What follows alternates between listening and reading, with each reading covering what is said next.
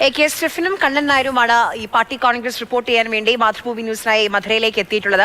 നമുക്ക് നേരത്തെ പറഞ്ഞതുപോലെ സ്റ്റെഫിൻ സ്റ്റോറിയിൽ പറഞ്ഞതുപോലെ ഏറ്റവും നമ്മൾ ആകാംക്ഷയോടെ കാത്തിരിക്കുന്നത് EMSന് ശേഷം ഒരു കേരളത്തിൽ നിന്നൊരു ജനറൽ സെക്രട്ടറി ഉണ്ടാകുമോ, MA ബേബി തലപ്പത്തേക്ക് വരുമോ എന്നുള്ളതൊക്കെ അറിയേണ്ടതുണ്ട്.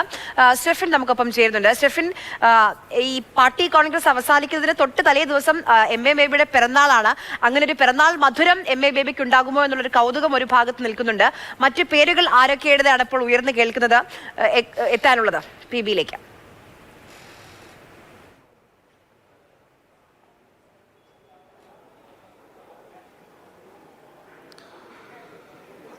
അരി ഏതായാലും പ്രധാനമായും പരിഗണിക്കുന്നത് MA ബേബിയുടെ പേര് തന്നെയാണ്. കാരണം അദ്ദേഹം 2012 PB യിലേക്ക് എത്തുന്നത്. ഒപ്പം തന്നെ ഏറ്റവും മുതിർന്ന നേതാവ് കൂടിയാണ്.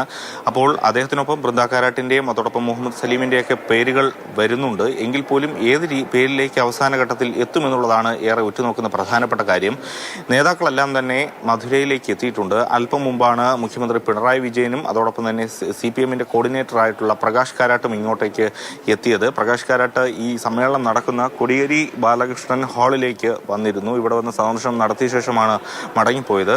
നാളെ ഇവിടെയാണ് പ്രതിനിധി സമ്മേളനം നടക്കുന്നത്. ഇവിടെയാണ് ഈ ഹാളിൻ്റെ തൊട്ട് പുറത്താണ് ഈ കൊടിമര പതാക ഉയർത്തലടക്കമുള്ള കാര്യങ്ങൾ നടക്കുന്നത്. ഏതായാലും ഏറെ കൗതുകത്തോടു കൂടി ഉറ്റുനോക്കുന്ന പ്രധാനപ്പെട്ട കാര്യങ്ങൾ അതുതന്നെയാണ്. MA ബേബി വരുമോ, EMSന് ശേഷം ഒരു മലയാളി പാർട്ടിയുടെ തലപ്പത്തേക്ക് ജനറൽ സെക്രട്ടറി ആയിട്ട് വരുമോ, അതോ ഇനി ഒരു പക്ഷേ ഒരു സ്ത്രീക്കാണോ പ്രാധാന്യം നൽകുന്നത്, ബൃന്ദാ കാരാട്ട് ഒരു പക്ഷേ ആ പദവിയിലേക്ക് എത്തുമോ എന്നുള്ള കാര്യങ്ങളൊക്കെ തന്നെ കാണേണ്ടതുണ്ട്. ഒപ്പം തന്നെ മലയാളികൾക്ക് കൂടുതൽ പ്രാതിനിധ്യം കേന്ദ്ര കമ്മിറ്റിയിലടക്കം കിട്ടുമോ എന്നുള്ളതാണ് മറ്റൊരു പ്രധാനപ്പെട്ട ചോദ്യം. കാരണം പ്രധാനപ്പെട്ട രണ്ട് നേതാക്കൾ കേന്ദ്ര കമ്മിറ്റിയിൽ നിന്നും ഒഴിയുകയാണ്, PK ശ്രീമതിയും AK ബാലനും. അപ്പോൾ ആ പട്ടികയിലേക്ക് ആരൊക്കെ വരും? മന്ത്രി MB രാജേഷോ അല്ലെങ്കിൽ VN വാസവനോ PA മുഹമ്മദ് റിയാസോ, അങ്ങനെ ആരാണ് ഇനി കേന്ദ്ര കമ്മിറ്റിയിലേക്ക് വരിക എന്നുള്ളതും ഏറ്റവും പ്രധാനപ്പെട്ടതാണ്. ഒപ്പം തന്നെ PK ശ്രീമതി ഒഴിയുന്ന ആ ഒരു ഇതിലേക്ക്, ആ ഒരു പദവിയിലേക്ക് വനിതാ നേതാക്കൾ ആരെങ്കിലും തന്നെ എത്തുമോ എന്നുള്ളതൊക്കെ ഏറെ രാഷ്ട്രീയ കൗതുകമായ കാര്യങ്ങളാണ്. ഇപ്പോൾ ഏതായാലും അവസാന ഘട്ട ഒരുക്കത്തിലാണ് മധുര എന്ന് പറയാം.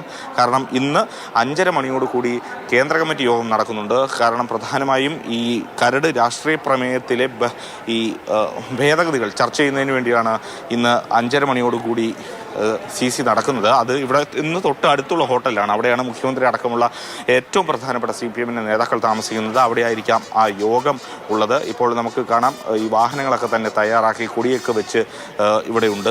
ഓരോ നേതാക്കൾ ഇപ്പോൾ ഇങ്ങോട്ട് എത്തിക്കൊണ്ടിരിക്കുന്നു. കാഴ്ചകൾ ഇതാണ്. നമ്മൾ കേരളത്തിൽ നമുക്കറിയാം, ഇപ്പോൾ പാർട്ടി സംസ്ഥാന സമ്മേളനമൊക്കെ നടന്നപ്പോൾ കൊല്ലം എങ്ങനെയാണോ ചുവപ്പണിഞ്ഞത് ആ രീതിയിൽ മധുരയും ചുവപ്പണിഞ്ഞ് ചെങ്കൊടി ഏന്തി നിൽക്കുകയാണ്. ആ കാഴ്ചകളാണ് നമ്മളിലേക്ക് എത്തിച്ചത്.